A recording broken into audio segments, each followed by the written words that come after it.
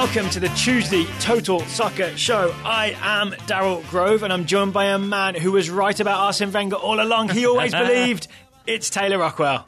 I never didn't believe, is what I'm going to say to that one. And hello, buddy. How you doing? Hello, pretty good. Yeah. Yeah, so we did our whole FA Cup preview, and I feel like you were more open to the idea of Arsenal winning the FA Cup than maybe I was. I was definitely thinking about the Chelsea foregone conclusion situation. I mean, if that's true, then it was by like 1 percentage point. I definitely, I think that was the conventional wisdom. I really do. I've seen a bunch of Arsenal fans posting stuff of like the experts from the Times, all 5 of them predicting various Chelsea wins to various degrees. And I think there were reasons for that. I think we talked about them in that preview.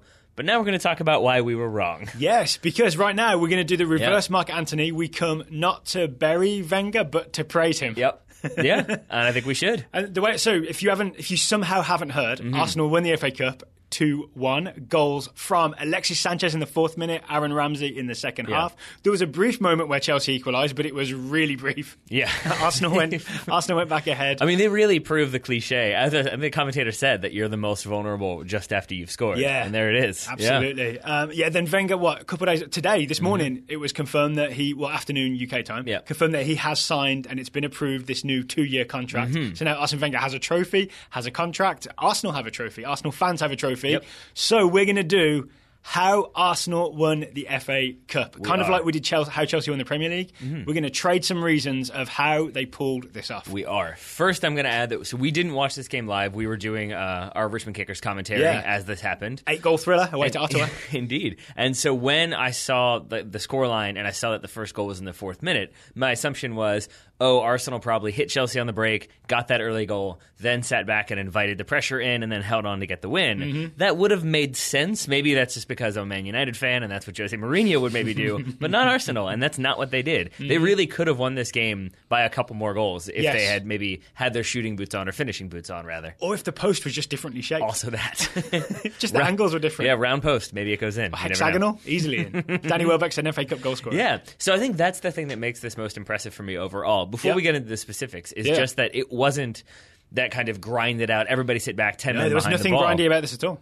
It was Arsene Wenger studied his tape and really, I think, had a plan for how to break that kind of defensive unit that Chelsea have had all season and really keep Arsenal doing what they do, which is quick passing, quick tempo movement, and getting some chances here and there. And before we get into the details, you've just reminded me that Arsene Wenger and Arsenal did this with not even close to the first choice back three. Yeah. Right? Rob Holding, Per Mertesacker, and Nacho Monreal maybe has a shout for first choice back three on his best day. Maybe Holding a little bit, but yeah, it's Per Mertesacker's the big one. Yeah. But Per Mertesacker having played less than a half all season, one game all season to come in, start the FA Cup final, and do pretty well. Okay, so let's get to the specifics. Sure. I guess we just trade reasons back and forth. Like, how did Arsenal do this? Sure. How'd they do it, Taylor? I would say, the key one, at least in the lead up to the goal and then throughout the game, and I'm surprised to say this, is starting Granit Xhaka and deploying him the way they did. Because he's been so maligned all season. I think we saw the best of Granit Xhaka in the FA Cup final. To the extent I told you, I saw a guy wearing a Xhaka jersey around Richmond this weekend, and I was like, what? What's happening here? And yet it seemed like a smart decision in the end. After the FA Cup? Before the FA Cup. Oh, wow. So it wasn't like they went out and got it printed special. Nope, he was ready. And I think, and the reason why I'm singling him out is because it seemed like what Wenger did was have that back three and then kept Xhaka just in front of them a little bit, so he could drop it back to the center backs until Diego Costa maybe kind of cut that off. But even when that happened, you still had Xhaka a little bit ahead, but far enough away from the Chelsea midfield that they either had to come all the way out to try to put him under pressure, and that left gaps in behind, or they didn't, and then he had 10 to 15 yards of space to kind of pick out a pass, slow things down, or speed things up, and it was all using at most 3 touches. Yeah, it was very quick 2. on the ball. We counted several times watching here in the studio, right? It was 1-2, 1-2, 2 touches every time, like he was playing a game of keep away. Yeah, I think one time I counted 3 touches, and that's the one that makes me move that one up a little bit. Yeah. If you'll forgive me the pun, then I want to drill down into this Granit. Okay. And talk about how. I like that you said forgive me the pun, then you laughed to yourself about making the pun, and then continued. Yes, you can't entertain yourself, then what good are you? About how Arsenal set up the midfield to combat Chelsea's midfield, right? So we talked before about how Matic and Kante in the Chelsea midfield are sort of they're playing sort of lateral to each other, and they really try to hold that shape. Yeah. So rather than just sending, Ramsey and Xhaka out to just square up against them, it's almost like Arsene Wenger inverted it and sent them straight on, right? Like down the middle, like with one ahead of the other, Xhaka and then Ramsey ahead of him. And it seemed to me to massively confuse Conte and Matic. I think it did because, number one, they weren't entirely clear who was supposed to be marking whom. So one would stay back. Grammar, I like Thank you for that. But like you would see like Conte stay back with Ramsey, and then Ramsey would drift over behind Matic, and Matic would sort of be like, okay, I guess I'll stand here too. But then Conte would stay where he was. Yeah. So it was just sort of the two of them standing there. And a lot of times what would end up happening is the two of them would be standing there, not just standing there, but kind of keeping their shape. And you'd have they're told to do, right? They're told to hold that shape, stay in shape. Yeah. But you'd have like Ramsey behind them, unmarked, and then you'd have Xhaka in front of them, unmarked as well. And I think you compared it to like the bad AI in video games, that they were just sort of like, this is my zone, this is where I stay. I'll come out a little bit occasionally, but I'm always going right back to it. So I'm guessing you don't get this in video games now, because like FIFA and all those games are so advanced. Yeah. But I think like back in the 90s, we had video games where the AI was not so smart. Yeah, and players would like, the computer players would like run forward into the zone as if they're going to do something, but then they'd like quickly backtrack for, it looks like for no reason. Yeah. And that's what Matic especially looked like several times. You've just brought about like FIFA PTSD, because I can't tell you how many times I've screamed at a computer-controlled player like, go to the ball! Yes, like, exactly. Don't just run away. I remember goalkeepers. That's what I wanted you to do. That's what I wanted you to do, was run away from the guy with the ball. Yes, perfectly. Please give him a straight path to the goal. Awesome. And then throw in the controller. And this is, so the goal's in the 4th minute, right? Yep. Arsenal kind of just passed the ball around from, I think, minute 1 to minute 4. I think when the clock ticks to 1 minute. Like 59 seconds, 1 minute, Arsenal have the ball, and they don't relinquish it, really. And they just keep passing. All right, can I raise a second point on this then? Sure. So as well as Xhaka's passing, the thing that I think is that Diego Costa did not come back and tackle Xhaka. Whereas when you see it the other way, Danny Welbeck, who was the point person for Arsenal, it was Welbeck with then Sanchez and Ozil underneath him, right, in that front three.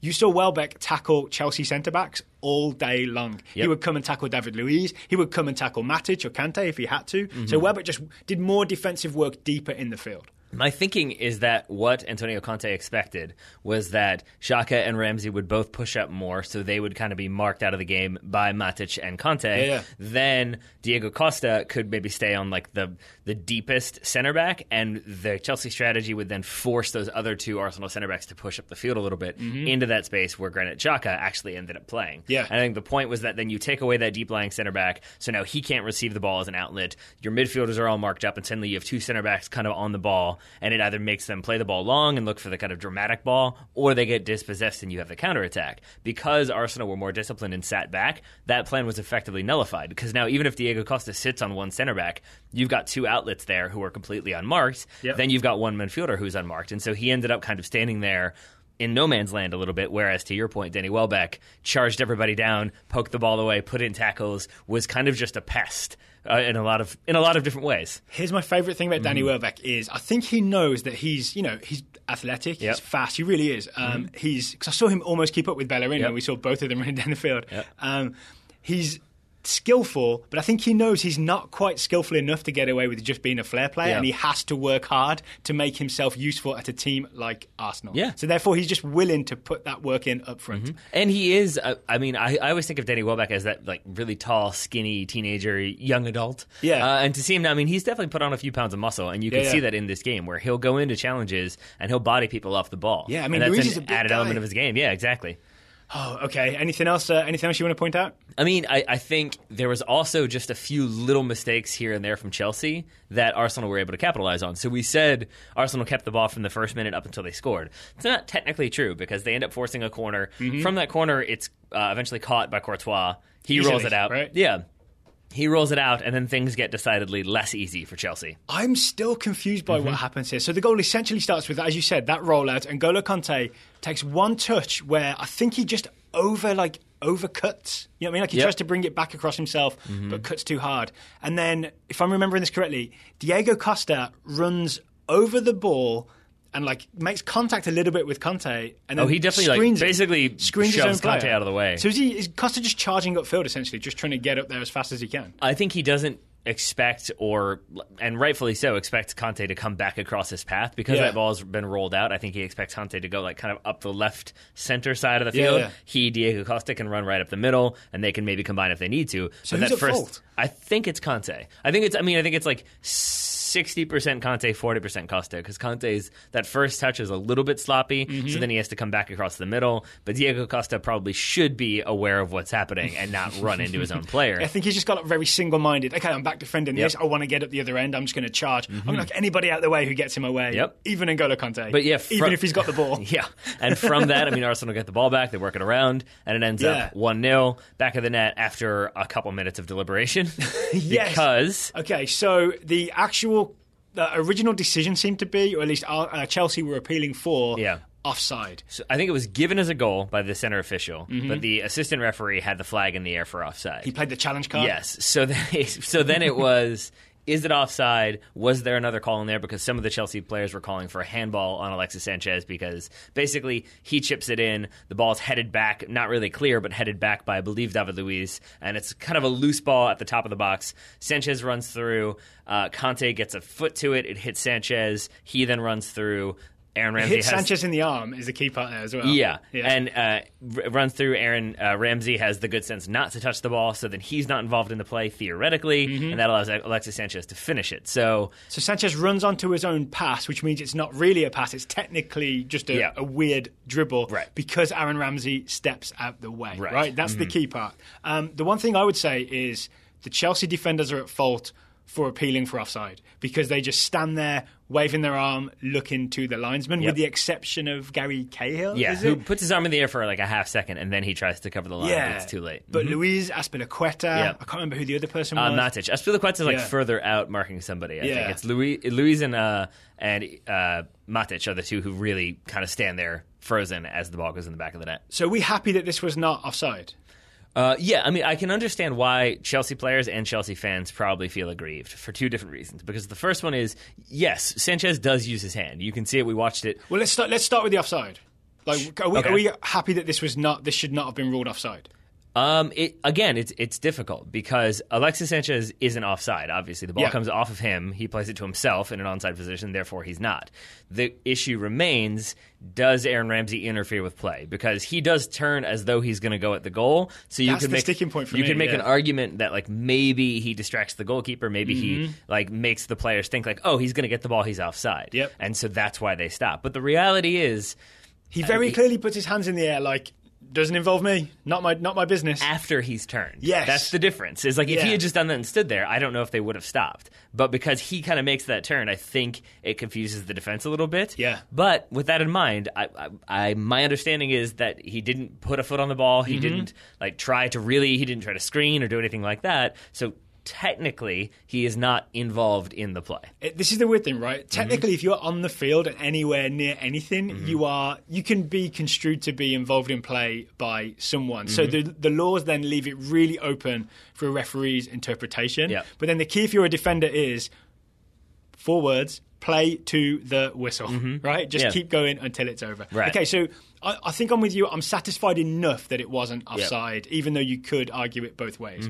How about the handball then? Because that's the other, maybe the more likely appeal if you're a Chelsea defender, is that Alexis Sanchez handles this as he plays it forward. Well, actually, I would say that my guess is that the linesman put his flag up, not for Aaron Ramsey, but for thinking maybe Alexis Sanchez had been played in. And I'm guessing he called him offside. And I'm guessing that conversation he had, the referee had with the assistant referee was, are you talking about Aaron Ramsey being involved? Linesman said no, and he said, yeah, he played it himself. He's not offside. So I think if he had said Aaron Ramsey was involved, then maybe it's a different conversation. But I think they're fine with it, and then, I think it goes to the handball. And really, we watched it. He does handball the ball, but... Or the ball does hit him in the hand. Yeah, I mean, either way, fair point. You're right, not either way. You're right. And it is sort of a loose ball that he's running through to try to just block.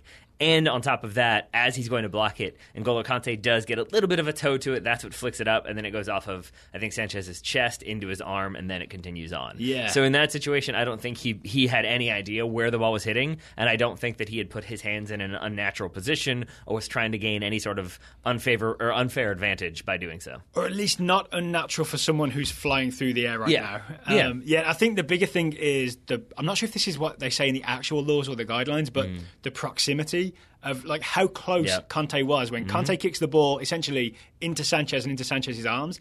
Is there time for Sanchez to react and get his arms out the way? And the answer obviously is no, right? Because we're talking maybe not even inches, just not far at all. And I would even take it a step further to say that I'm not even sure there's time for him to react to gain an advantage. Like, I don't think he has time to be like, oh, there's the ball, I'll tap it back into my field of play. I think it's just sort of like, it's not Thierry Henry so France World Cup playoff situation. Yeah. But all of that is to say that it comes about from Chelsea coughing the ball up and then Chelsea stopping and putting their hands in the air and not playing the kind of tight defense that we expect from Chelsea. And you got to say, like, just full-on determination and quick thinking from Alexis Sanchez with a quick thinking assist from Aaron Ramsey. Yeah. So I want to also put under this mental fortitude, mental resilience, mental strength from the Arsenal team, which is sort of the opposite of what most people like to say about this Arsene Wenger team. Why do you say that? Because every time they lose, people talk about how there's no strong characters and there's no like people with the will to win. And to me, Alexis Sanchez just driving through and like carrying on when everyone else stops, that's the will to win right there. But isn't that kind of just definitive Alexis Sanchez? Like, I would say that if anything, it kind of reinforces the narrative that he is the player that's willing to use the kind of they just need the more usual of him. Phrase is like take the game by the scruff of the neck and make something happen. That he's the one who will barrel through and then score a goal. Okay, how about Aaron Ramsey then? Bit of mental strength there. Yeah, I think so. Yeah, certainly. Certainly to not touch the ball, but also just the way he played that game, how he was like, very integral in linking the defense to the attack, causing problems for the midfield to the extent that I think he, just as much as Granit Xhaka, is the reason why you see Nemanja Matic substituted out in favor of Cesc Fabregas in the second half. There was one other moment early in the game, I think maybe the 7th minute, where it happened and we both agreed with each other. Yeah. This is where the game was won. That would be the Rob Holding versus Diego Costa incident. Yes. Yep. So it ends. So it's Diego Costa doing his Diego Costa stuff, which I think I'll leave it to you to describe. It's essentially Costa trying to rile up an Arsenal defender, which he has done successfully in the past and got them carded and sent off. Yeah, and I think he does end up still drawing the foul. I think Chelsea get a free kick out of this, but it's he and Holding are tussling. You can see that Holding has grabbed Costa's jersey and pulled it up because you can see Costa's back. So there's definitely a lot of grappling going on. That's kind of normal, right? For centre forward versus centre back kind of battle. I mean, I think in that situation, it's probably going to be a foul because he's pulled the jersey up, he being Holding, and it leads to them both falling to the ground. This is where it's like definitive Diego Costa, because as they fall, he maybe unintentionally, I would say unintentionally hits Rob Holding with his heel. That's the start of it. But then he Diego Costa swings his leg over top of Rob Holding while they're on the ground, so that basically he has Holding's kind of like leg and shoulders in between his legs, and you can see that Costa is flexing. So my guess is that you can't see anything particularly malicious, but he swings that leg, which you could take as like a malicious act if you're that player who might get angry. Then once their head is like caught between your legs, to just squeeze a little bit, you know it's going to annoy the guy. And rather than react or take a swing or shove or anything like that and get a card, Holding taps the temple when he gets up. And I think it's saying, like, no, I am not biting on your games. Exactly. I think it's him saying, I'm too smart for that. You can't get me. Because the way we phrased this Diego Costa stuff, I think at the time, was that he does everything that's horrible, right? Like he swings his leg over your head, he puts his elbows in there, and he gives you that tiny little thing that could be a kick, but actually can just be thought of as, he's just sort of straightening his leg as he stands up. He does everything horrible, but nothing that can be actually penalised. And then he's just looking for you to react. And so what could have happened is Rob Holding gets in his face. This is a young English defender trying to deal with Diego Costa, and then he's got in his head, but instead we see Rob Holding tapping his temple, saying, I'm too smart for this. I'm ahead of you. You can't get me. Yeah. Diego Costa is the soccer equivalent of the person who yells at you, and then when you yell back, they're like, whoa, man, why are you yelling? Like, we're just trying to have a conversation here. And in this situation, Diego Costa yelled, and Rob Holding was like, hey, man, you don't need to yell, and kind of nipped it right there. He just said peace and love. Yeah, exactly. But I also want to say, though, so yes, I think that's part of it, that they didn't bite on those little tricks. And they definitely talked about it beforehand, probably, right? Yeah, that would be my guess. But also, in that sequence, it's Diego Costa having to run at 4 or 5 Arsenal players. And that was sort of common in this game, that it would either be Diego Costa with the ball at his feet and not many options, or Eden Hazard dribbling and then having to dish the ball out. And I think another aspect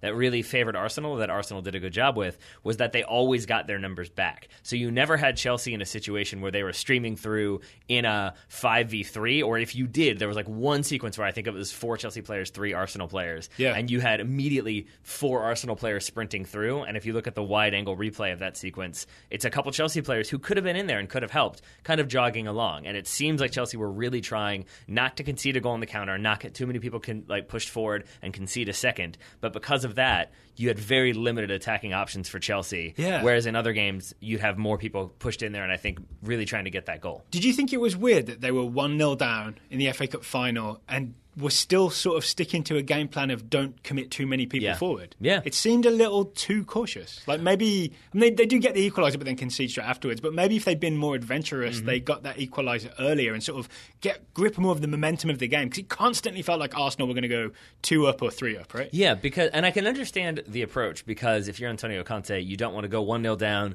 then immediately go guns blazing, try to get something, and suddenly inside of 10 minutes you're 2-0 down. Yeah. I can understand why you'd be a little bit cautious, but I think the approach of let's really pick our chances, let's be smart here, it can lead, and I think did in this game, to desperation, where suddenly it's the 70th minute, you're getting a little anxious, we're still losing, we got to try something, and then you have something like Moses diving in the box, getting a second yellow, and being sent off. So I've got this on my page as Victor Moses had maybe the worst game of his entire life. Yeah, it wasn't great. It wasn't great. Terrible. I mean, not only, so we can talk about this, the dive and the yellow card and the red card, also just his general sort of touch was way looser than we've seen. Like, he was not neat and tidy like he usually is.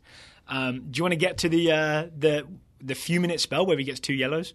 I'm sure. Yeah. So the first one, I can't remember who he tackles, but it's not a good tackle. I can't remember either. It's an Arsenal player. I know that much. But yeah, I mean, it's basically he's trying to break up a counterattack. He gets beaten, and he takes out, steps on the leg, clips the other leg, and pulls the jersey back to really try to break things up. It might have been Monreal. I could be wrong. But either way, it's essentially completely obviously a yellow card. Yeah, it's someone faster than him. It was almost like an amateur Diego Costa impersonator. Yeah. It's like the opposite, where you're trying to sort of do it subtly, but you just do everything so obviously that you've definitely fouled him, and here's a yellow card, don't do it again. Yep. And then instead of doing it again, he dives for the second one, and it's an obvious dive. It really is, right? Yep. On first viewing, it's an obvious dive, and I think the key to this is the fact that Alex Oxlade-Chamberlain almost fake tackles him. Who might be the player that earned Moses the first yellow card, now that I think about it. It might have been him on that left-hand side. It would be on the correct back. wing, right? Yep. Ox was the left wing back and Moses was the right wing back, so so Moses sort of is coming into the box. Alex Oxlade, he's gone past Alex Oxlade-Chamberlain, right? Essentially accelerating away from him. And Ox goes to step across him and instead knows that he's going to foul him, and so just jabs his foot into the floor, or stubs his foot into the floor instead, so as not to sort of put his foot across the plane of Moses, so there's no way he can run over it. Right. But Moses is already diving, thinking that tackle is coming. Yeah. And I would say, I think that's not even necessarily, because yes, Moses has gotten a little bit of separation, but I think it's also him dribbling at pace into still 16 yards out from the end line, into a bunch of Arsenal defenders. Oh yeah, there's still a big wall to get past. So I think it's really good awareness from Oxlade-Chamberlain to pull up, but also to not trust his teammates, right? Yeah, and to not overcommit and just know okay, someone's going to be there, I can pull up, and because he pulls up, Moses, I think, anticipates that foot coming across, as you said. He leaves the feet behind and goes down. The referee is maybe 10 yards away and has a very clear view on it and immediately hands out that yellow. So you could, if we want to be super praising of Alex Oxlade-Chamberlain, you could say that decision to pull out of that tackle very obviously so no one can misinterpret it is the difference between a Chelsea penalty kick and Chelsea having 10 men. Yes. Yeah, and I think the thing that really sold it for me was that if you look at it, I think Pedro is still on the field at that point, and he's the only one who goes over to the official as if to say, oh, come on, that was definitely a penalty. But then I think maybe it very quickly becomes, oh, it wasn't a dive, don't give me a yellow, because 6 different Arsenal players are all instantly furious. Uproar. And that is an obvious sign that there has been no contact, because it's not even just no call. It's sort of give that man a card. Yep. It's that bad. So Chelsea go to what looked like a sort of 4-4-1, which is not very adventurous, and yet somehow, with Willian coming on the field, they get the equaliser. Well, I'd say somehow is a double deflection. That's a big part of it. That is what happened. Okay, so Willian crosses it in. Diego Costa takes the ball. I think a really good first touch with his chest. Kind of opens up a bit of space, but then when he hits it on the volley, it gets a block from the outstretched legs of Rob Holding and Per Mertesacker, and the double deflection is enough to just completely fool David Ospina. Indeed. But then, straight from that, so you've got the goal, it's 1-1, Chelsea are now okay, we're back in this. Olivier Giroud comes on for Danny Welbeck. It seems like, okay, Arsenal are just going to try to like hoof the ball along. That's and what I was Giroud expecting. Yeah, lift it forward, Giroud will flick it on. Yeah, and instead, with his first touch, Olivier Giroud does a really good job not with his first touch, but does a really good job to stay onside. He does that kind of, I'm going to stay 2 yards offside, and right when the ball comes, I'm going to hop back on and then go.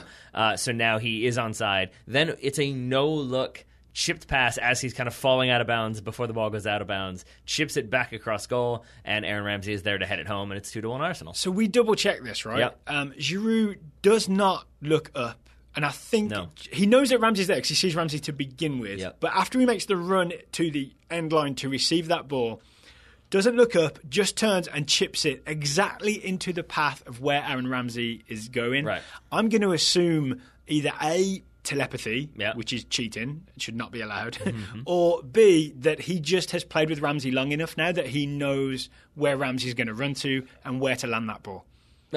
Or C, he just crosses his fingers and chips it in the box. I think it's that one. I gotta say, and I think the only reason I said that is because in other games, I forget. I think it's A, by the way. What was the one recently? That's fair. What was the one recently with the back heel, like the absolute no look back heel? Was it Barcelona or Juventus? It was Juventus, right? Was it Dani Alves back heeling to Higuain? Yeah. That one, he doesn't look the whole way, but you can hear Higuain calling for it. Yes. That one I think is a little bit more like they've played with each other. They know what the other one's going to do, and there's some verbal communication. Yeah. Here, I think it's a little bit Giroud thinking somebody's got to be crashing into the box, but it's also I'm not sure who or where. So that cross, rather than it being that driven or like a direct back heel that's like on the floor aimed for somebody, it is kind of lofted, chipped, and I think that allows Aaron Ramsey to kind of adjust his run a little bit. That said, Aaron Ramsey is so it makes it look more box. Perfect than it would have been because there's room for Ramsey to it's still, don't get me wrong, it's a really good ball, but I think it's also Aaron Ramsey doing what he's done all game in evading Cesc Fabregas and N'Golo Kante more specifically, and just keeping a little bit of distance from him. So Kante, I think, is thinking like, oh, Giroud's in the corner, he's going to try to cut it back, or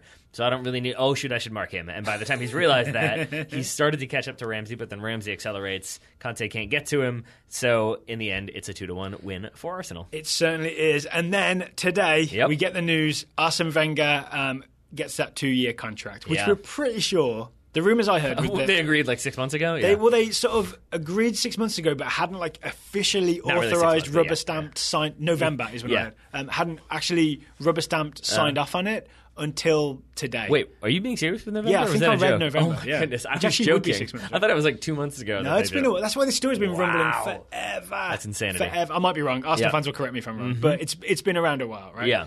So, there's no more Wenger out. Or if there is, it's in vain, because there's another 2 years of this contract to go. I mean, I'm sure... I don't think anybody who was, like, decidedly Wenger out is now like, yep, we won the FA Cup, we're good. Like, I think you can definitely be happy in what happened, and you can take solace in you outsmarted the champions. Yeah. But I don't think anybody who was firmly in the Wenger out crew is going to now be like, never mind.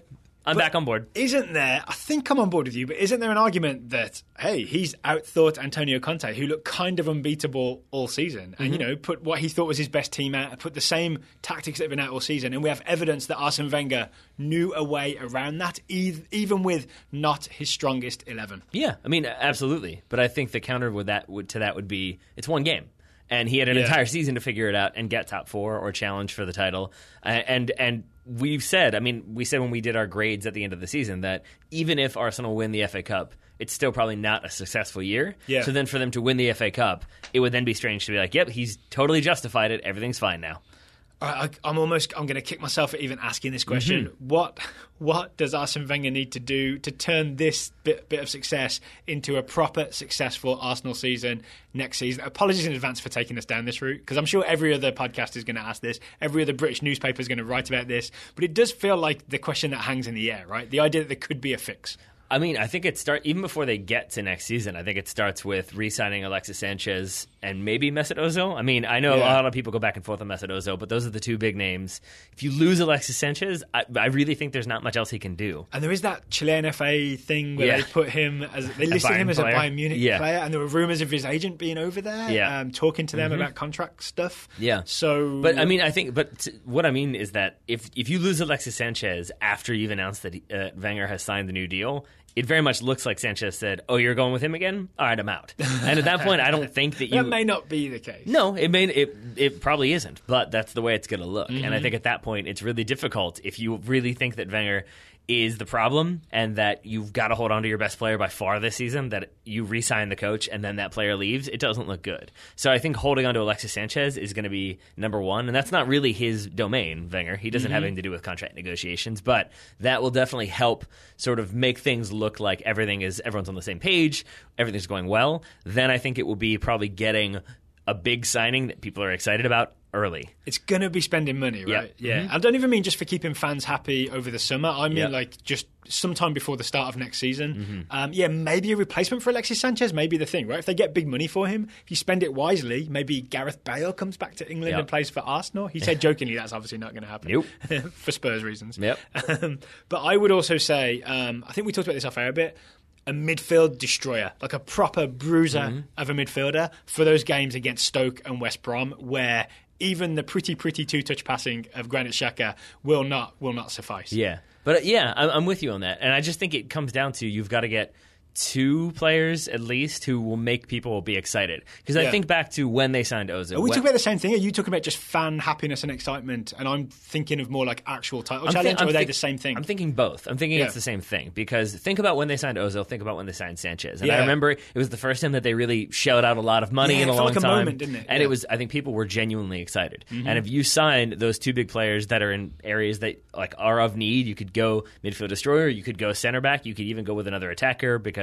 you've had mixed results here and there. Suddenly, I think people see it as like, okay, he signed the new deal. They've kept the players we need. We've brought in some reinforcements. We're really spending money. We're really taking this seriously. Let's go. All right, so the Ozil and Sanchez signings, I might have this wrong. I'm pretty sure it was like Real Madrid were done with Ozil and Barcelona were done with Alexis Sanchez. Yes. Is there a player from Madrid and a player from Barcelona that are in that same situation right now? James comes to mind. Yep. Wow. You could see him being a Wenger player, right? Yeah, I mean, I guess he'd need to be central. I think that's what he wants to be. Isco? Yeah. Asensio? We'll see. Madrid have a lot of players. There is some speculation that if Gareth Bale doesn't start, that he's going to demand a transfer. I don't think that's likely, but I've seen that rumor. Right? No, probably not. Okay, how about from Barca? Are there any sort of periphery or like not quite working out Barca figures? Arda Turan? Is that going to be enough? Yeah, probably it's not the same as Alexis. No. He'd definitely bring passion, but maybe too much. Yeah, and I think the thing with Alexis... the Arda Turan story. Yeah. And the thing, it was similar to, say, like Man United signing Angel Di Maria. Yeah. That was how Alexis, I think, was. Is that it's a player who, yes, is probably like not the favorite player of that manager. The club wants to get rid of him, but by the same token, Angel Di Maria was the Champions League MVP, and I think Alexis Sanchez was sort of like seen as like this underutilized asset who could be amazing on the right team. And so it wasn't even just sort of like we're getting rid of the dead weight. It was like this guy who a lot of clubs want, who a lot of clubs think could be the missing ingredient. We're the ones who got him. I really do think, actually, with your point, James might be that player who like has that reputation, that technical ability. We've talked about that many times, but just also has the potential availability that Arsenal might need. All right. Watch this space. There we are. We've got one more cup final to talk about, a little farther to the south. But first, should let you know today's show is sponsored by X1 Fuel. That's right, my friend. A pre- and post-workout formula for athletes who expect more from their workouts and on-field performance without sacrificing long-term health. It is student-athlete tested and parent-approved because there are no chemical ingredients, fillers, or excess sugars. Instead, it's filled with superfoods like acai berries. That's how you pronounce it. Goji berries, that might be how you pronounce it. And maki berries, I'm assuming is how you pronounce it.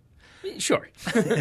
You've got pomegranates in there, flaxseed, lots of other good stuff, which means 70% less sugar than Gatorade. So it keeps you going, but you don't have that crash. You don't have the kind of up and down that lots of sugar, lots of energy drinks will give you. And if you get the performance bundle, you get the sort of pre-ignition, like pre-workout formula, and the recovery post-training formula. So you take that before you go to soccer practice, before you go weightlifting. Do you have any weightlifters listen to TSS? I'm sure we do. Can you listen to a podcast and weightlift, or does it get tangled up? No, you absolutely can. I think lots of people do. Also, Bluetooth headphones are things. Okay, there we go. I forgot it was the future. Yep. Jogging, swimming, any of that. You take the ignition workout formula first, the recovery post-training workout formula after. That's the performance bundle. Here's the deal that X1 Fuel are giving to TSS listeners. If you want to order the performance bundle where you get both of those products, plus a shaker, plus I believe a T-shirt, plus some little recovery packs, carry packs, on-the-go packs, so you don't have have to take the big tub with you. You can take the little pack. You can get $15 off the order. $15 off. It's the best deal you can get. That offer only goes to June 5th. They don't want to extend it too far because it's a big percentage off the price. So use the promo code TOTALSOCCER15, all one word, all uppercase, to save $15 off every shipment of the Performance Bundle. And where should we put that link and that code, I Taylor? believe in the show notes, my friend, in the show notes. And who's doing that today? I believe it's me. Yay. All right, also on today's show, I promised another cup final. It's the DFB Pokal finale, is what the T-shirts that the Eintracht Frankfurt fans were wearing said on them. But they didn't win, did they? They did not. Christian Pulisic's Borussia Dortmund win the DFB Pokal 2-1. They did. And it was Pulisic himself, came off the bench at half-time, won the penalty, and then got to lift the trophy. He is the youngest American to win a major European trophy ever. Ever. And you, at one point in this game, called Christian Pulisic a proper villain. A proper villain? Yeah. Oh, I thought maybe he had diven, that's what we settled on, to win that penalty. The replay says no. Nope. We watched it several times and he did not. He got caught. But I forgot his name, sorry, the Eintracht Frankfurt keeper. Yeah, but he got a yellow card for it. Christian Pulisic got, I'm going to guess, a bruised thigh because that's where the majority of the contact occurred. And then it's Aubameyang with the Panenka to put him up 2-1. Yeah. Oh, yeah, it was. Totti tribute, I believe. Yeah, sure. I'm sure that's exactly what it was. So here's the this story from a Pulisic, this game story from a Pulisic perspective. Yeah. He doesn't start, right? The front three is Royce, Aubameyang, and Dembele. Yep. Dembele puts Dortmund ahead. At half-time, it seems, Marco Reus is injured, and it's a serious injury, and he's out for many, many months, from what I understand. Pulisic comes in at half-time, plays on the left. I think Thomas Tuchel, the coach, the now former coach, we'll talk about that in a minute, also replaced Schmelzer, the left wing-back, and moved Rafael Guerreiro over to the left side. So he had this whole new left side. Yep. And it's Guerreiro chips the ball over the top for Pulisic to run onto and get fouled for the penalty. I'm calling it a Tuchel masterstroke. Yeah, I mean, I think you're absolutely right. And so it's strange to talk about Arsenal winning the FA Cup, Wenger getting the contract extension, Dortmund winning the DFB Pokal, Thomas Tuchel getting fired. Yeah. It's a strange world we live in.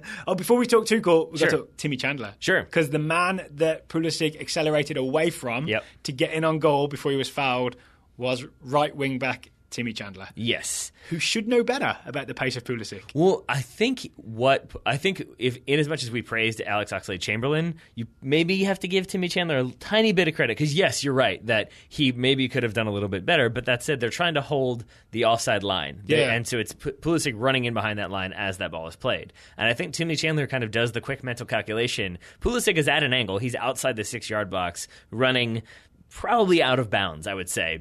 Like, maybe he's going to be able to get a touch and then square the ball. Yeah. But the goalkeeper comes way off his line and I think is a little bit too reckless. And I think Timmy Chandler thinks, nothing's going to come of this. At most, it's going to be like a blocked cross and they'll get a corner. And so I think you can kind of forgive him a little bit for not being overly aggressive and maybe clipping Pulisic from behind, and then it is definitely a penalty and maybe a red card. So Pulisic does get, I think we forgot to mention this, Pulisic does get a touch, right? He gets to the ball and takes it sort of, like you said, he takes it away from goal, but that's when the keeper, I wish I could remember the keeper's name, that's when the keeper kind of like puts his leg between Pulisic's legs and definitely trips him. Yes. Yeah, he hits him. It's the one that I think really sends him to the ground, and I think is obvious on the replay is Pulisic's right thigh gets the knee to the thigh. There we go. And then it's his legs are clipped as well, I think. So they lift the trophy, the gold ticker tape goes everywhere, everybody's happy. Except for Timmy Chandler. I got to add Timmy Chandler in there because, so the penalty happens, Timmy Chandler subbed off in the 72nd minute,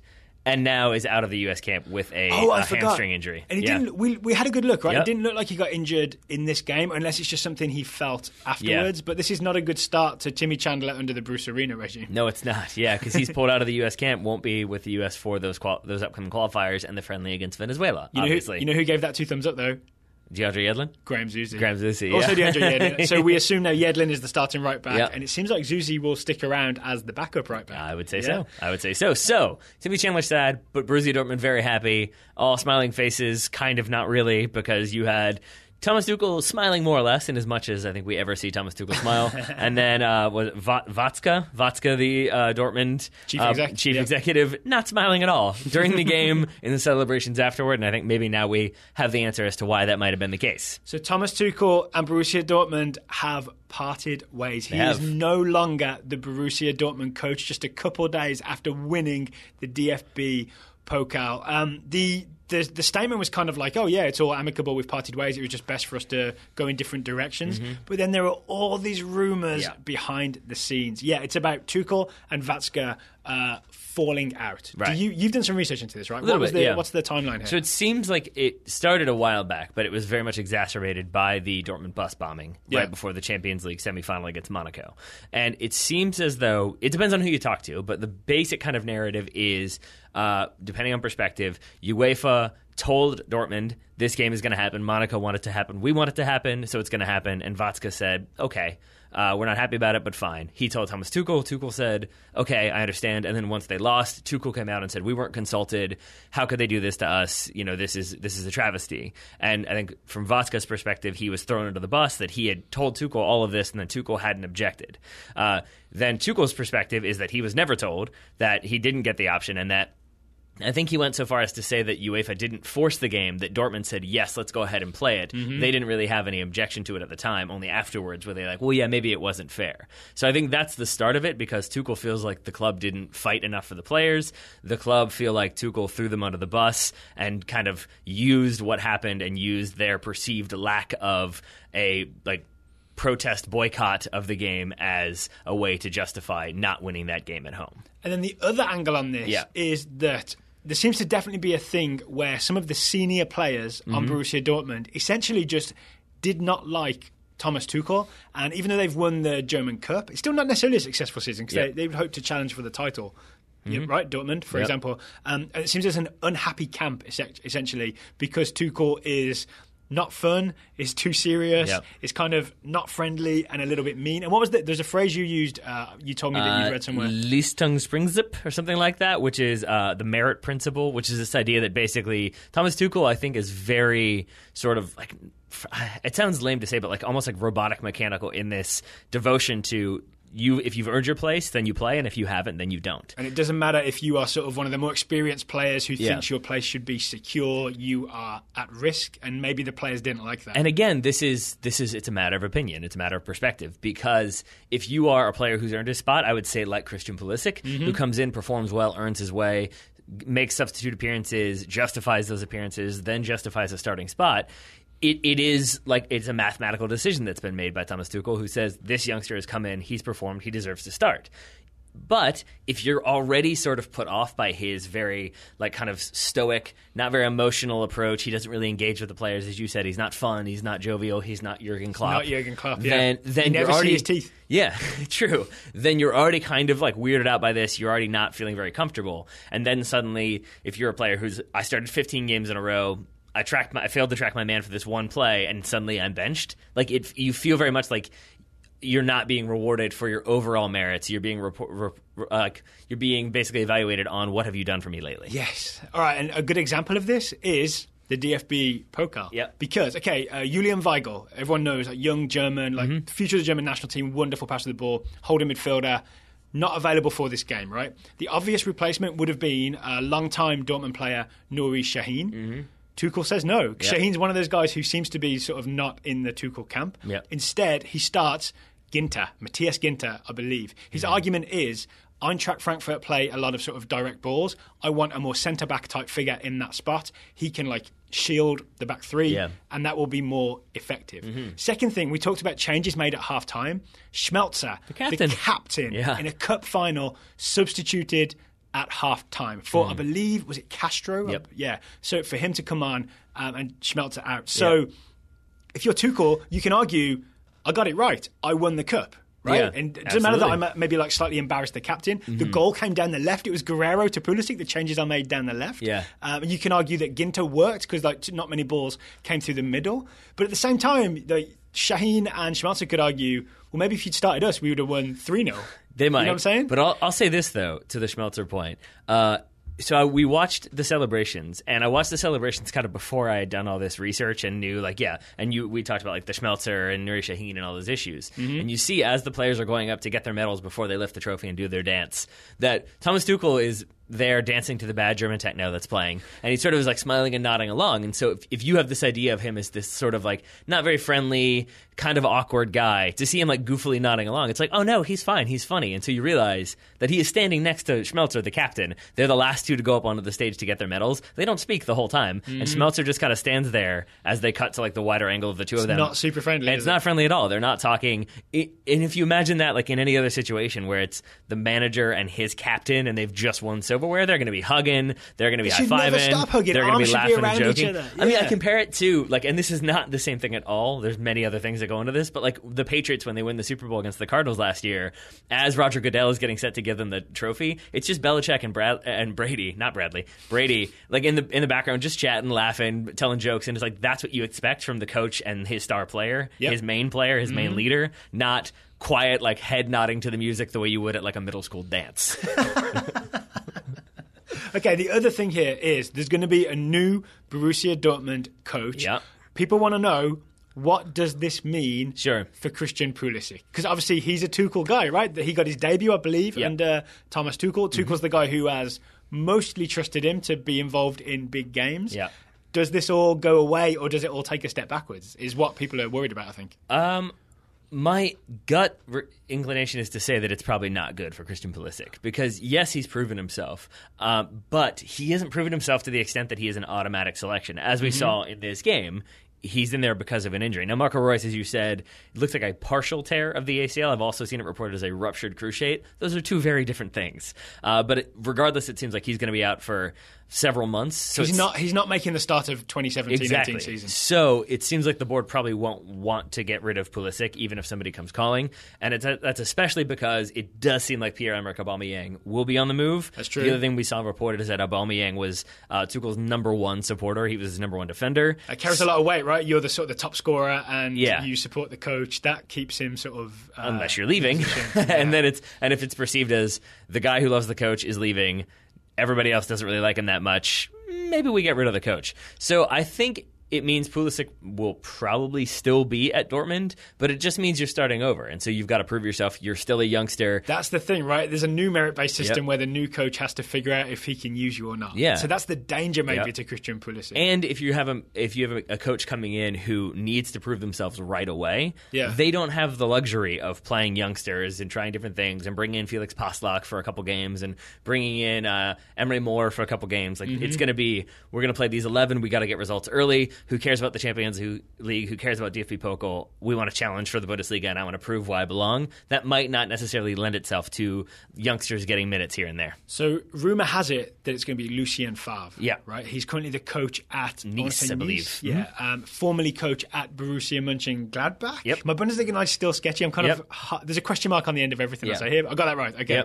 Yep. There is a chance that Christian Pulisic is that good that Favre comes in and, one, knows who Pulisic is, and two, Pulisic impresses him in training. So this could be a good challenge for Pulisic if it all works out nicely. Yep. He's already impressed Klopp enough for Klopp to invite him to play or train with the first team, and then impressed Tuchel enough to get his debut. You know what I'm saying?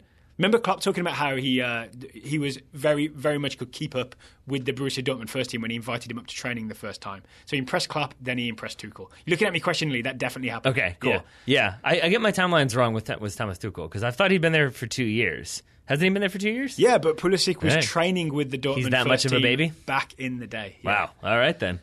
Well, there we are. So there's every chance that he impresses Favre. I'm confident enough in Pulisic that even though this is a potential threat, I think he'll come through it and be fine and be playing for Dortmund next year. And I think Favre, not Favre.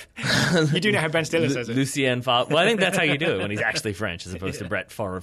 But yeah, I think he also has his own history of giving youngsters experience and helping youngsters develop. So I think it's not the worst. I just think anytime you have a new manager coming in and you've got a lot of talent, the way you do at Borussia Dortmund, it's going to be a challenge to start. You fear change. That's what's happening. Sure. The one who I think I'll say this, though. I said this to you off air. My conspiracy theory is that Dortmund really, really wanted Huddersfield to lose the playoff push because David Wagner was the Borussia Dortmund 2 manager. Then he took the Huddersfield job. Klopp's best buddy. Yeah, and clearly a very charismatic guy. If you've seen the footage of him celebrating today, he clearly is a players manager, put it that way. But he is a guy who did well at Dortmund 2, then goes to Huddersfield, challenges, gets you, say you lose that promotion playoff. It's one game. Anybody can lose one game or win one game. So I really think there might have been some interest, especially because it sounds like it will cost Dortmund, I think, 8 million euros to buy out Favre from his current contract.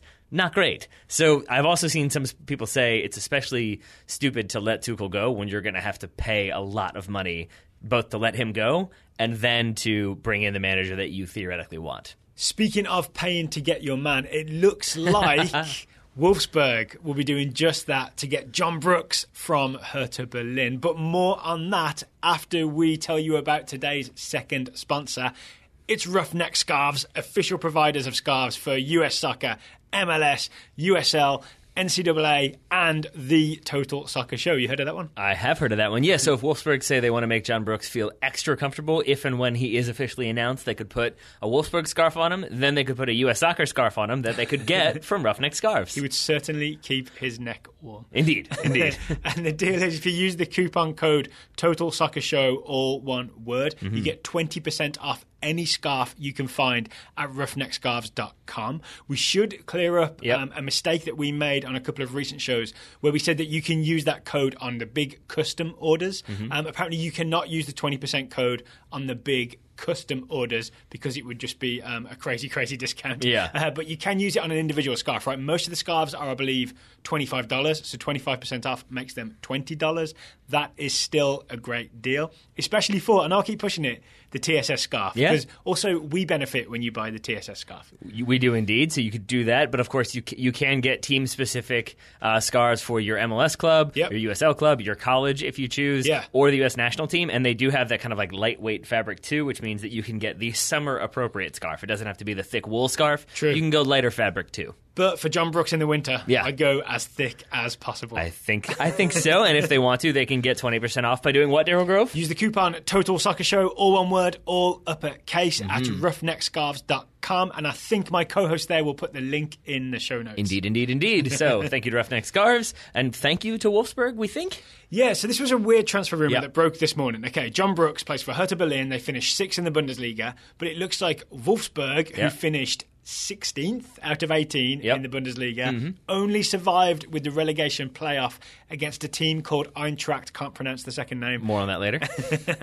But they survived, and now they've put in, apparently, this is a rumour, but it seems widely reported, a €17 million bid for John Brooks, and it looks like he's going to join Wolfsburg. Yes. So we shall see, because this transfer initially reported by Bild, who can be a little bit tabloid merchants, a little bit rumor mongers. Yeah. The difference would be that they seem to have a lot of specifics about the deal. And I guess the rule of thumb is that if Bild reported as according to a source, then it's maybe not happening. But when they've got all that information, it seems more likely. When they are themselves the source. Yes. Yeah, it means they've actually talked to someone. Indeed. So this would make John Brooks the most expensive American player of all time, which is kind of impressive, but it's also kind of how inflation works.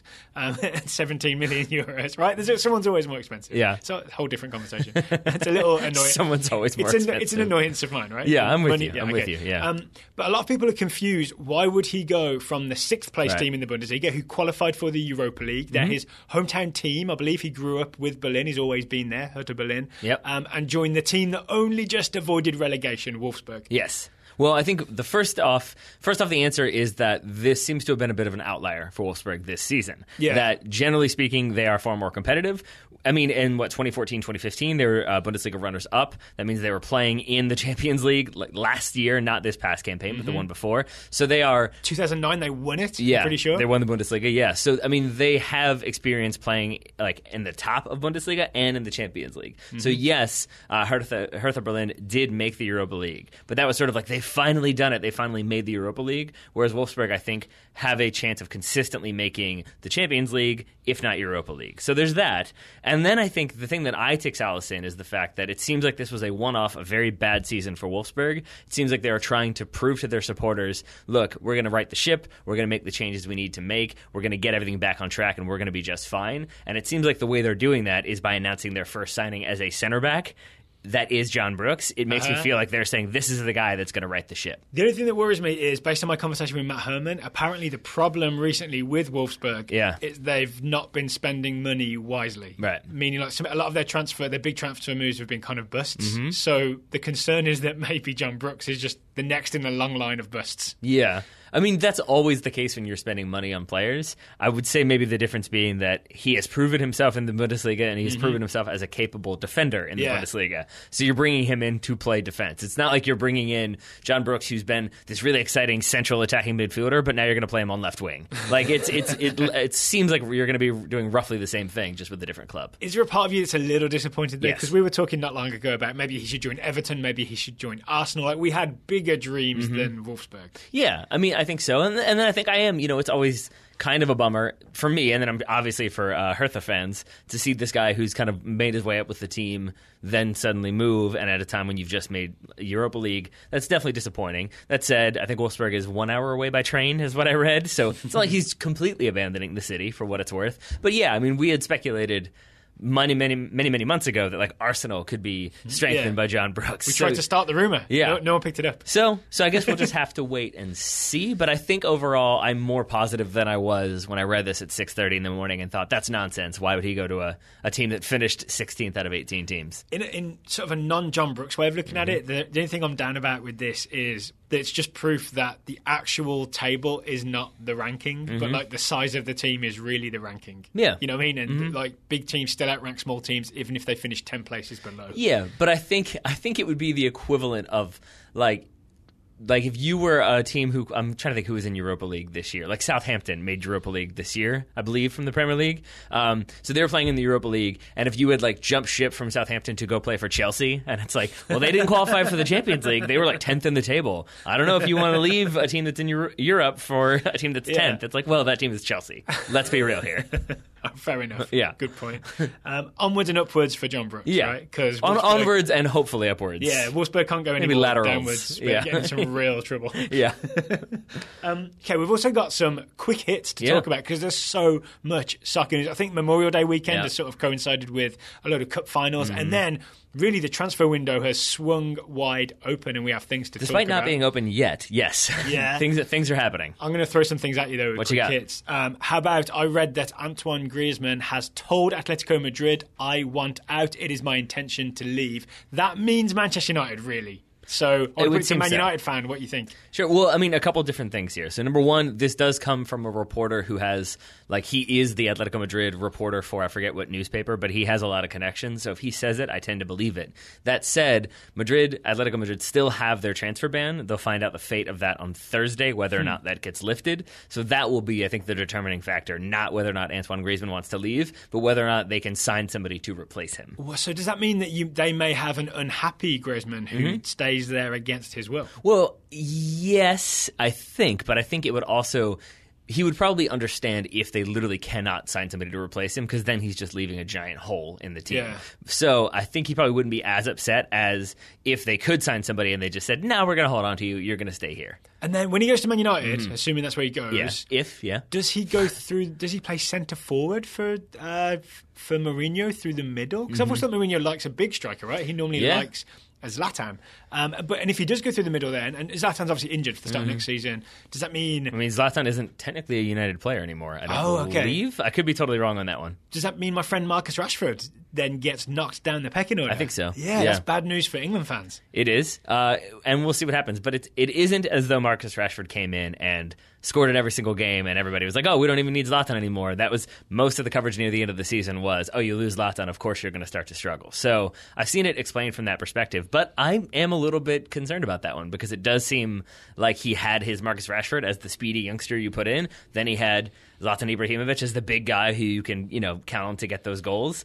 I don't know where Antoine Griezmann fits in that, but, he is a world-class player, and Jose Mourinho is a world-class manager who knows slightly more than I do. So we'll see what he figures out. So I think I'm excited about the move, but I have that sort of like, I'm not sure what this is going to mean and who's going to go where. And you'll be looking out for that Thursday Court of Arbitration for Sport decision on whether Atletico have the transfer ban or not. I might put it on the schedule.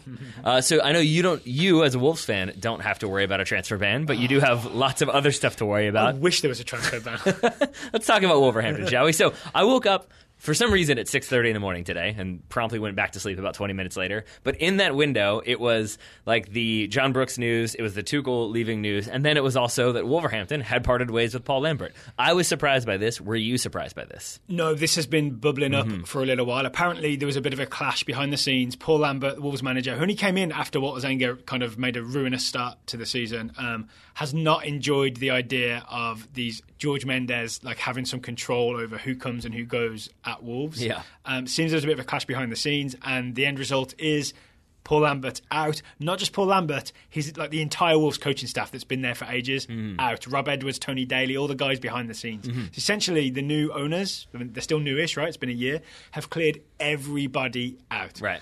The rumour I've seen is that Nuno, who is a Portuguese coach, he's the Porto coach, is coming in. Guess who his agent is? I'm going to guess not George Mendes. You would be incorrect. So it's kind of like a weird, like, George Mendes takeover of Wolves, right? He hasn't got an official role at the team, but he's sort of like tight with the new Chinese ownership group, and they're giving him complete control. And like some will look at, say, remember Helder Costa? You heard of that guy, the winger that has done really well. Wolves signed him. You've talked about him once or 40 times. And I'm super excited about him. He's a wonderful player when you see him, but he's the only successful transfer of all those sort of like Benfica B and other sort of mid-level Portuguese players that have joined Wolves over the last 12 months. I am horrified at this. This is not how a football team should be run. I'm going to try to make you feel better, because I think that this should potentially be a reason for optimism. Okay. Because if you have the new owners and they have the connection to George Mendes and they've said, George, who do you rate, who you value, right? That's probably not great. And so he's making his suggestions, they're backing those. You've got Paul Lambert, and I don't think that it kind of works when you're trying to sign this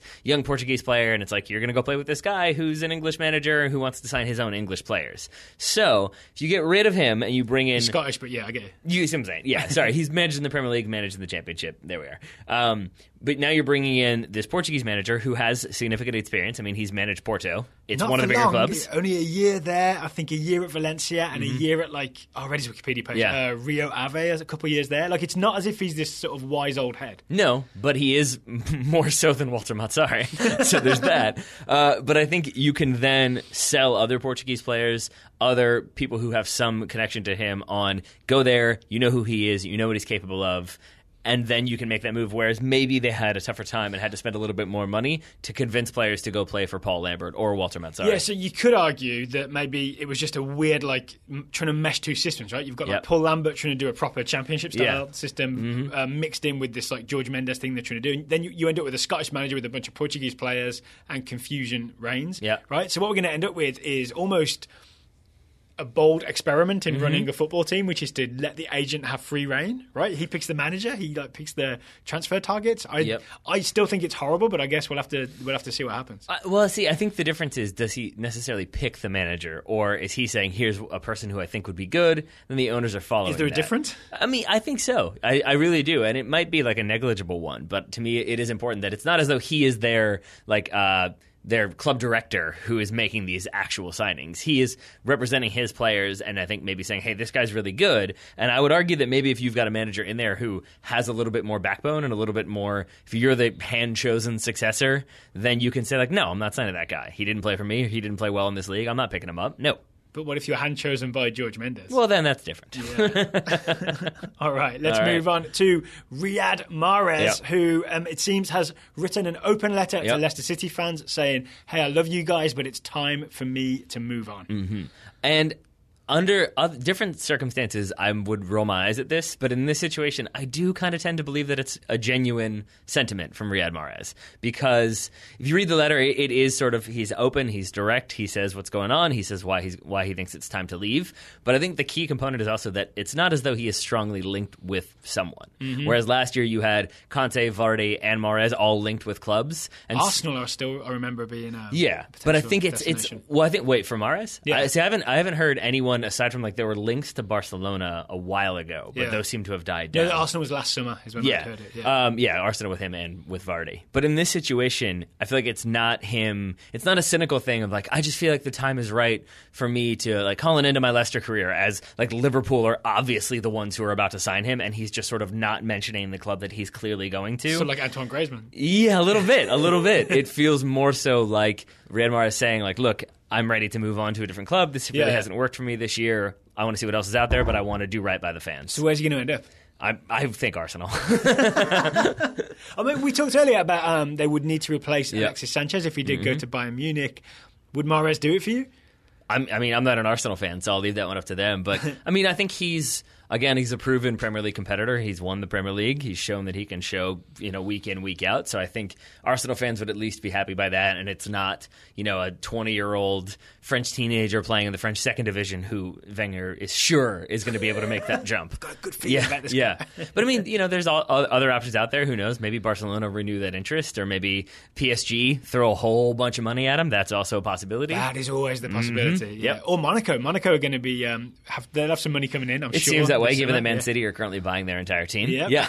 They're on the way, right? Yeah. So who's officially signed for Man City from Monaco? I think it is only Bernardo Silva so far, but it seems like I'm trying to think who else. Mendy, Benjamin Mendy, I think is set to go there. And it's not even June yet. It's not. And then I think there's one more as well. I think they're in the race for Fabinho. They've also signed, I forget the goalkeeper.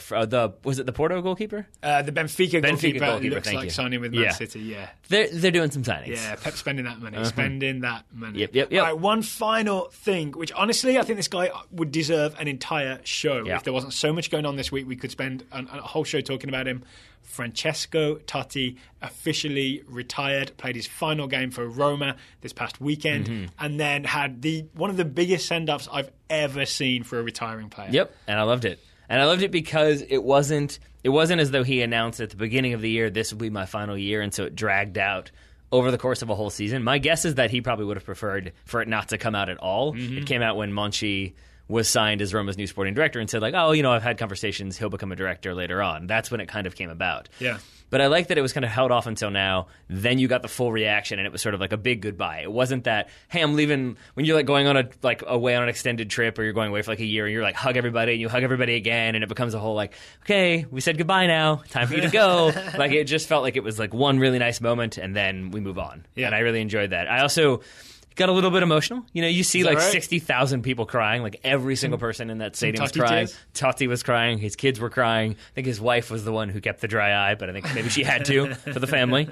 But yeah, it'll be a very strange world to not have Francesco Totti out there kicking the ball. I went back and watched some highlights. He's pretty good, huh? His 25-year career. Yep. Wow, I think I'd slightly forgotten just how good he is, because he has slowed down. Yep. It's impressive that he was still playing when he was 40 plus, but the creativity of this guy is mad. There's a 10-minute video, and each section of it is kind of dedicated to certain skills. Yeah. And there's like a whole 3 or 4 minutes of just back heels, impossible back heels, I would call them, where he plays through balls that back heel. I love it. Yeah. I know you do. And then outside of the foot passes, and then cross-field balls, just perfect chipped passes, chipped goalkeepers, Penenkas, shots from distance. He could absolutely do it all. Yep.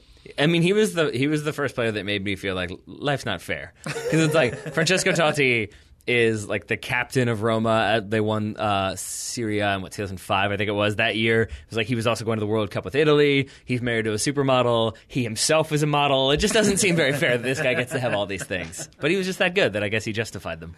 There's also a moment at his send-off where he took his captain's armband and put it on the arm of what I found out was the youngest captain in the Roma youth teams, and gave him his final armband. Yeah. And it was simultaneously obviously a wonderful moment for that kid. There was a moment the armband slipped down his arm because Totti's arm's too big, so the kid had to pull it back up. But also, I feel like the chances of any youth team player becoming this great player, is already now set up to disappoint, right? Yeah, I think 15 years from now, people will be like, "Oh, what happened to that kid?" Yeah, the consistent joke I saw was, "No pressure, kid." Yeah, right. Oh.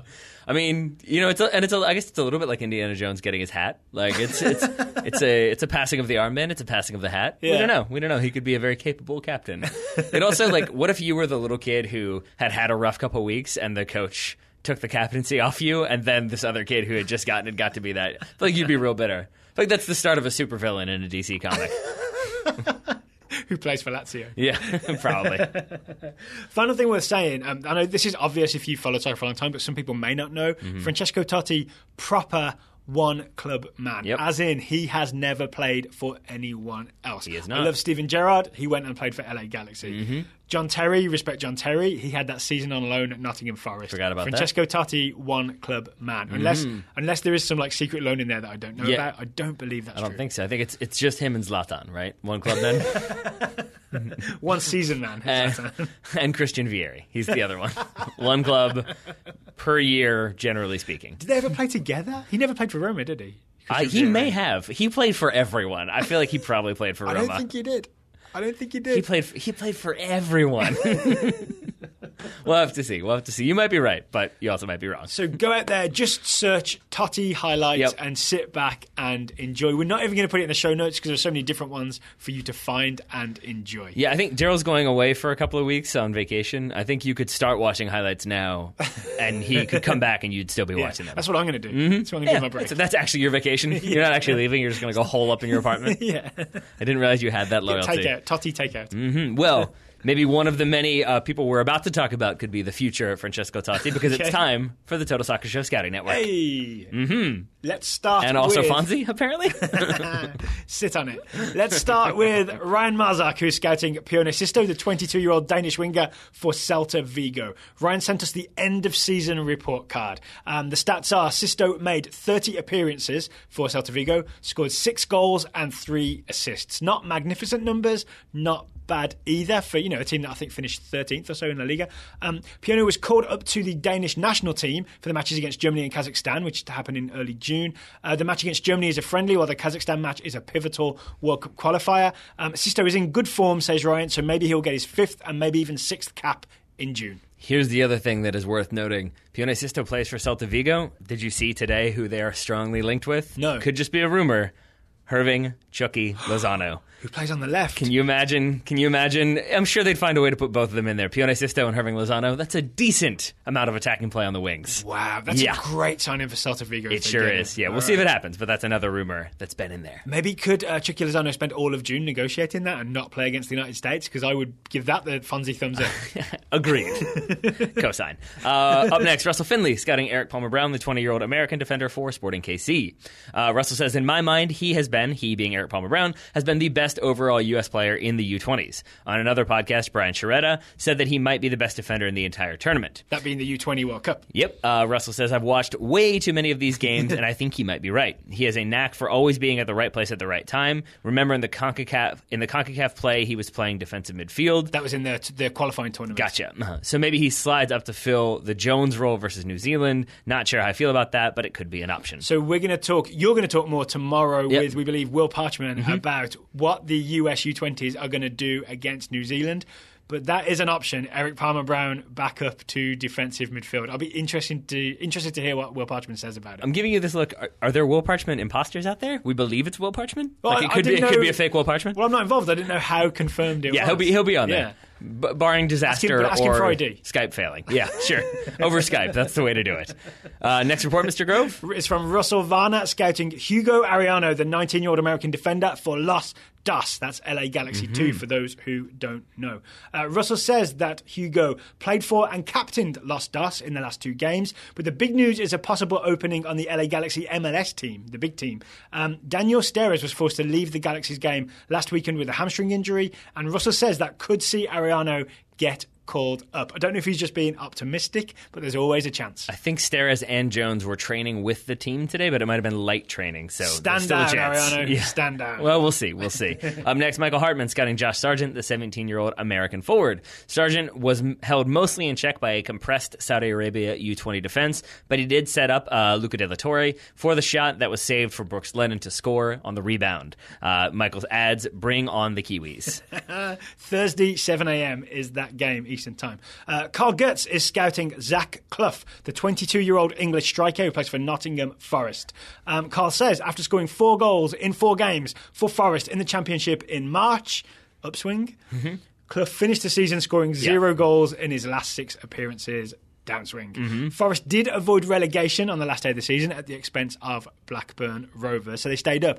But Carl also added that Bolton, Zach's former team, now promoted to the Championship. So he could have been where he's at already if he just stuck with Bolton. Yikes. Not ideal. Not ideal. Matthew Showalter scouting Ollie McBurney. I believe that's Oliver Ollie McBurney, the 20-year-old Scottish forward for Swansea. McBurney was Swansea U23's Premier League 2 player of the season, scoring 23 goals in all competitions, and was a massive part of the young Swans winning the double. That'd be the Premier League 2 Division 2 title and the Premier League Cup. They hit the helpfully named Premier League 2 Division 2. And then the Premier League Cup. That's helpful too. There's a large portion of the Swansea fan base that is calling for Ollie to get more playing time next season. Maybe we'll see him here in Richmond before too long. We probably will, right? Richmond Kickers versus Swansea City. All right. Okay, Alec Brew is scouting Davy Selke, 22-year-old German forward for RB Leipzig. Alex says, according to Kicker, Werder Bremen are looking to bring the 22-year-old Selke back after giving him his debut in November 2013 and then selling him to RB Leipzig in the summer of 2015 for €8 million. I remember not all Werder fans were particularly thrilled about that because RB Leipzig were in Bundesliga 2 at that point. Bremen are reportedly hoping to reinforce their offense, given that both Max Kruse and Serge Gnabry could be on the move this transfer window. Everton, Swansea and West Ham are also linked with a move for Selke. Worth noting, he could be a Josh Sargent starting 11 rival if Sargent does go to Bremen. I didn't think about that. Yeah. Sell him on, or Werder Bremen, you don't get him. RB Leipzig, sell him somewhere else. Joel Tolbert scouting Chris Goslin, the 17-year-old American midfielder for Atlanta. Well, was on with Atlanta, but Goslin was loaned to Charleston on May 23rd and made his debut for the Charleston Battery on Saturday, starting in a 2-1 loss away to the New York Red Bulls 2. USL Eastern Conference and most watched league. Thanks to the Richmond Kickers. Okay, Juan Carlos Salas is scouting Mallory Pugh, the 19-year-old American attacker for the Washington Spirit. Here we go. Mallory played her first full pro game last week with the Washington Spirit after making her debut as a sub the week prior, both against FC Kansas City. In the match she started, the Spirit lost 3-2 away at Kansas City. Juan Carlos reports that every time she touched the ball, you could see that Pugh was thinking 2 or 3 passes ahead. As the game progressed, there were signs that she was growing frustrated with her teammates, but Juan Carlos notes that his favourite thing was that even though she's only been with the team for 2 weeks, she didn't hesitate to take charge and instruct her older teammates where to pass, defend and run. Some on-field leadership from Mallory Pugh. And maybe justifying why she wasn't so pumped to go to Washington Spirit. John C. Fernandez scouting Borja Mayoral, the 20-year-old Spanish striker for Wolfsburg on loan from Real Madrid. All is wonderful in Wolfsburg as the Wolves, not those Wolves, Daryl, says John, defeated Eintracht Braunschweig. Who knows? 2-0 over 2 legs to remain in the Bundesliga. However, things were not as good for Mayoral, who was an unused substitute over both legs. While staying in the Bundesliga leaves the door open for his return to Wolfsburg, Mayoral's minimal playing time, that is. He got 4 starts and made 17 substitute appearances, scoring only 2 goals, means that his loan was a failure. He has been named to Spain's squad for the U21 Euros this summer in Poland and seems likely to go out on loan next season. Finally, Todd Ito is scouting Takefusa Kubo, the 15-year-old Japanese midfielder for FC Tokyo Academy, who is at the U20 World Cup. Todd tells us that Kubo came on in the 20th minute of Japan's 2-0 loss to Uruguay in their second game of the U20 World Cup, but his youth was on full display as he was regularly shoved off the ball by Uruguay. Again, 15-year-old playing against 20-year-olds, that'll probably happen. He still had some bright moments and looked to be one of Japan's more skilled players, but wasn't enough to justify any minutes in Japan's third game against Italy. They drew that match 2-2, meaning Japan had advanced to the knockout round, where they were eliminated, bless you, in extra time by Venezuela. Kubo was a second-half sub in that game, was obviously unable to help his team stave off elimination. So we're going to file this one under experience for the 15-year-old Kubo. So thank you to Todd, John, Juan, Joel, Alec, Matthew, Carl, Michael, Russell, well, 2 Russells, and Ryan. Thank you to everybody in the Total Soccer Show Scouting Network. If you'd like to join the Scouting Network, you can go to TotalSoccerShow.com/subscribe. If you would like to support the show, but with a monthly donation, but you don't want to do any of the scouting, which we understand some people do, we also offer the Silent Scout option, where you sign up and just tell us you don't want to scout anyone, but you'd like to support us. TotalSoccerShow.com/subscribe. Taylor Rockwell, it's been a long show. There's a lot to catch up on. Hope everybody enjoyed it. But thank you for taking the time to talk to me today. Right back at you, buddy. Listeners, thank you for listening. We'll be back tomorrow with a deep dive on the U20s with Will Parchman. Hopefully, check his ID. Until then, it's goodbye from us.